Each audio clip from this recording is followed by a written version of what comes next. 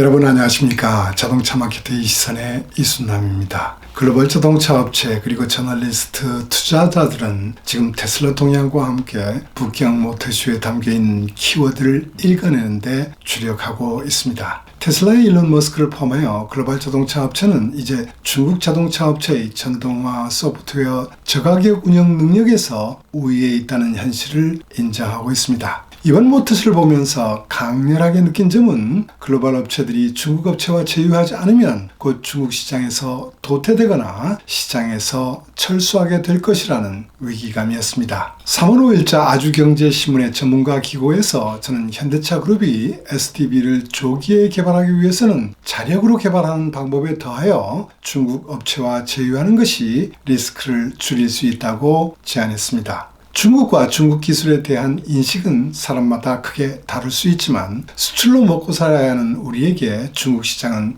편견이나 아집으로 무시할 수 없는 큰 시장이기 때문에 냉정하게 평가하고 대응 전략을 수립할 필요가 있습니다. 중국 자동차 시장은 내연기관에서 NEV로 시프트되면서 수요 구조와 경쟁 구도가 크게 변해왔습니다. 중국 로컬 업체들의 시장 점유율은 20년 36%에서 올 1분기 60%까지 크게 올라갔습니다. 19년 승용차 판매 탑10 전 차종은 가솔린 차였고 외국계 업체 모델이 8개, 로컬 모델이 단 2개였습니다. 그로부터 4년이 지난 작년 NEV 판매 비율은 전체 판매의 30%를 넘어서면서 전체 판매 탑10 차종 중 7모델이 NEV였습니다. 내연기관차 중에는 폭스바겐, 라비다, 닛산 실피가 탑10에 들어있지만 판매 대수는 19년비 많이 감소했습니다. 외국계 업체들은 오랫동안 중국에서 비즈니스를 해왔지만 중국의 정부 정책 그리고 중국 소비자들이 니즈가 급변하고 있는 사실을 안이하게 지켜보았고 중국 업체들의 개발 능력 또한 무시해왔습니다. 차량 OS를 포함한 소프트웨어 기술에서 큰 차이를 보이고 주력 판매 차종인 내연기관차 가격이 로컬 업체의 플러그인 하이브리드 차보다 비싸면서 사면 초과에 빠져 있습니다. 중국의 프리미엄 시장은 독일 3사가 주도했지만 18년부터 중국의 니오, 샤오펑 등 신생업체와 테슬라가 가세하면서 본격적인 경쟁이 시작되었습니다. 여기에 기존 로컬 업체들은 저가격의 이미지를 벗어나고 수익성을 더 확보할 수 있는 프리미엄 브랜드들을 매우 빠른 속도로 런칭하면서 지금 성공의 가능성을 보여주고 있습니다. 반면 니오와 샤오펑은 이들과는 반대로 고객층 확대를 위하여 저가격의 메인스트림 브랜드 런칭을 준비하고 있습니다. 중국의 IT 기반 업체인 알리바바, 바이두와 화웨이, 샤오미는 강력한 플랫포머로서 다양한 비즈니스 모델로 자동차 사업에 진출하여 초기부터 성공하는 모습을 보여주고 있습니다. 화웨이는 중국 로컬 업체와 공동으로 신규 브랜드를 런칭해왔습니다. 이 중 세레스와 공동으로 만든 아이토 브랜드의 판매는 테슬라를 바짝 추격하고 있을 정도로 성장하고 있습니다. 화웨이는 중국 로컬 업체뿐만 아니라 올 3월에는 중국에서 런칭한 토요타의 9세대 캠리의 칵핏에도 기술을 제공했습니다. 또한 2025년 출시 예정인 중국산 아우디 Q6L e-tron에 화웨이의 자율주행을 위한 소프트웨어 첸쿤을 탑재할 예정이라고 합니다. 이러한 현상이 지속되면서 외국계 업체들의 판매 감소는 올 1분기에도 계속되고 있습니다. 가장 선전하고 있는 독일 업체들의 판매도 전년 동기비 3.4% 감소했습니다. 벤츠와 BMW는 1분기 각각 12%, 3.8% 감소했습니다. 일본 업체들의 판매 감소 폭도 더 커지고 있습니다. 이들 외국계 업체는 중국 로컬 업체와 비교하여 하드웨어, 소프트웨어, 혁신 스피드, 차량 개발 기간, 브랜드 전략, 코스트 경쟁력 어느 하나에서도 우수하지 못한 것이 현실입니다. 그래서 BYD의 왕 회장은 외국계 업체의 중국 내 마켓 쉐어는 4-5년 후 10%대로 낮아질 것으로 예상합니다. 이처럼 공경에 빠진 외국계 업체들은 어떤 전략을 통해서 살아남으려고 하고 있을까요?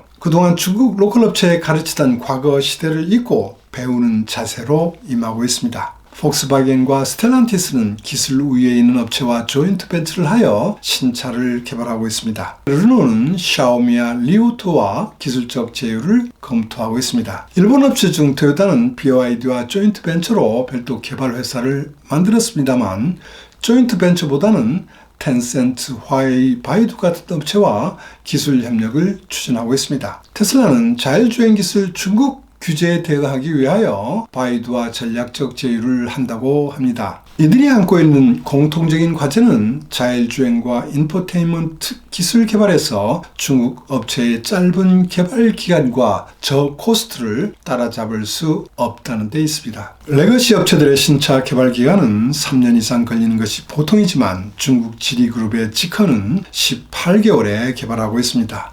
디지털 기술과 3D 프린터 기술을 활용하는 차량 개발이 중국 업체에게는 상식화가 되어 있고 부품업체 선정 방법까지 변경하면서 개발 기간을 단축하고 있습니다. BYD는 여기에 금형 개발 방식을 혁신했고 수직 통합 전략으로 의사결정 시간을 대폭 단축했습니다. 아주 기본적인 일이지만 레거시 업체는 오랜 관행으로 인하여 이러한 스피드에 대응하지 못하면서 24년, 25년은 보릿고개의 고난의 시간이 될 것으로 보입니다. 17년부터 23년까지의 신차 출시 차종수를 보면 BYD가 압도적으로 많습니다. 11개의 연구소에서 약 10만 명의 연구 인원이 인내 전술 개발과 400억 위안의 R&D 비용으로 같은 기간에 여러 차종을 동시에 개발하고 있습니다. 오랫동안 중국 시장 부동의 1위였던 폭스바겐의 23년 판매는 19년 대비 29%나 감소했습니다. 폭스바겐은 ID 시리즈를 공격적으로 런칭했지만 상품력 열세로 NEV 마켓 쉐어는 올 1분기 2.4%까지 떨어졌습니다. 폭스바겐 그룹은 단계별로 전기차 플랫폼과 차량 OS 실현을 위한 전기전자 아키텍처를 개발해 왔습니다. 그러나 ID3 런칭 시 적용키로 했던 1단계 소프트웨어부터 문제가 발생했습니다. 2단계로 아우디와 포르쉐에 적용할 소프트웨어 개발도 2년 이상 지연되었습니다. 25년에 계획했던 그룹 내 전 차종 적용 예정이었던 SSP 플랫폼과 E3 2.0 소프트웨어 개발 시점도 28년 이후로 연기되었습니다. 그러나 중국 판매 비중이 워낙 크기 때문에 중국에서 중국을 위한 개발 전략을 중국의 로컬 업체와 함께 꾸준히 준비하고 있습니다. 우선 중국 고객들이 원하는 것이 음성인식 기술이고 AI 아바타 차량 OS라는 점을 분명히 하면서 폭스바겐은 VCTC와 소프트웨어 개발 자회사 카리아드 차이나를 설립했습니다. 또한 완성차 업체 샤오펑과 배터리 업체 고션, 자율주행 기술 개발 업체 호라이즌 로보틱스,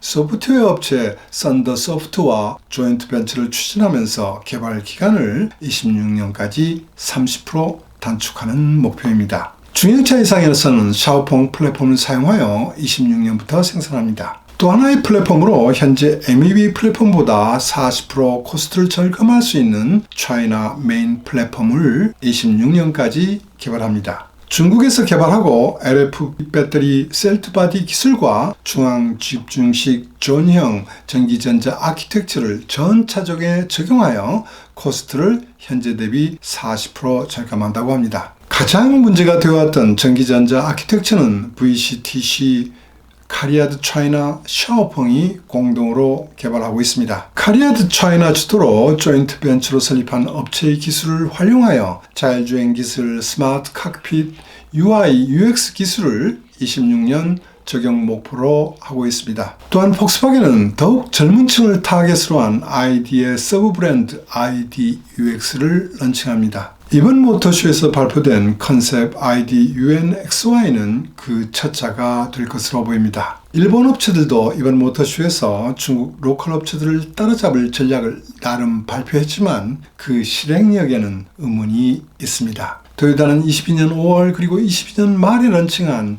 BG4X와 BG3 두 차종을 판매하고 있습니다만 BYD와 본격 경쟁이 현실적으로는 어렵습니다. 이번에 BG3C와 BG3X를 25년 4월 내에 양산한다고 발표했습니다. BG3C는 토요타와 BYD 합백 회사인 BYD 토요타 테크놀로지가 주도하여 개발하고 있습니다. 두 차량의 루프에는 지금 미라이와 렉서스 LS에만 적용되고 있는 라이더가 장착되어 있습니다. 토요타는 어떻게든 중국 도심지에서 핸즈프리가 가능한 레벨 2 플러스 기술을 적용하려는 의도는 보입니다. 그러나 양산 1년을 앞둔 시점에서 개발 파트너나 부품업체가 정해지지 않다고 홍보 담당자는 말했습니다. 이렇게 본다면 이번에 발표된 두 차종으로도 중국 로컬 업체와 경쟁은 어려워 보입니다. 토요타는 작년 8월 자율주행 기술업체인 포니DI와 조인트 벤처로 로봇택시를 만드는 회사를 설립한다고 했습니다. 이번 모터쇼에서 토요타는 향후 중국에 투입하는 모델에 AI와 클라우드 기술을 도입하기 위하여 텐센트와 전략 제휴도 발표했습니다. 혼다는 21년 이 NP1 시리즈에 이어 올 6월 이 NP2 시리즈를 양산한다고 했습니다. 아울러 27년까지 6차종을 추가하는 계획에 따라 컨셉카도 공개했습니다. 혼다도 토요타처럼 화웨이의 기술과 이 리텍이 개발하는 음성인식 AI를 탑재할 것으로 보입니다. 22년 아리아를 발표한 이후 닛산은 26년까지 5차종을 투입한다는 전략 아래 이번에 2개의 전기차와 2개의 PHEV 컨셉카를 공개했습니다. 닛산도 예외 없이 중국 로컬 업체를 따라가기 위해서는 독자로는 어렵다고 판단하여 화웨이와 리텍, 바이두와 협업을 검토하는 것으로 발표되었습니다. 닛산과 혼다는 지금 판매 감속을 제어할 강력한 브레이크가 필요한 시점입니다. 그러나 현 시점에서 할 수 있는 것이 컨셉카를 전시하면서 중국 업체들과 기술 제휴하여 26년 이후 런칭한다고 발표하는 정도뿐입니다. 가격 경쟁으로 생존을 건 마켓쉐어 정탈전이 벌어지는 이 매우 중요한 시기인 24년, 25년에 내연기관차 시장과 NEV 시장 둘 다 이를 가능성이 커졌습니다. 그렇다면 현대차 그룹은 어떨까요? 작년 판매는 19년비 69% 감소한 30만 9천 대였고 올 1분기 판매는 전년 동기비 17.7% 감소하면서 좀 과장하여 말하면 숨만 쉬고 있는 형국이라고 할 수 있습니다. 이런데 이번 모터쇼를 보면 작년 모터쇼에서도 그랬지만 미래 방향성이 명확하게 보이지 않고 있습니다. 중국 시장을 포기한 것 같지는 않지만 이번에도 중국 전략을 강화한다는 큰 메시지는 없었습니다. 아직도 내연기관차 판매 비중이 높고 전기차는 N브랜드 성능을 내세워 하드웨어 성능을 강조하고 있습니다. 그러면서 이번 모터쇼에 1200명의 인원을 파견하여 경쟁사를 벤치마킹 하도록 했고 중국이 바이두와 전략적 협력 협의 체계를 시기를 했습니다. 중국 업체와 기술 제휴도 아니고 조인트 벤처도 아닌 협력 협의한다는 체계라니 남들 다 하니 흉내만 내는 걸까요? 좀 뭔가 이상하지 않습니까? 늦었다고 생각할 때가 가장 빠르다는 말이 있습니다. 이번 모터쇼를 통해 1200명이 느낀 내용을 기본으로 하여 최고의 전략을 만들어 강력한 실행을 했으면 하는 바람이 있습니다. 오늘은 여기까지입니다. 시청해 주셔서 감사합니다.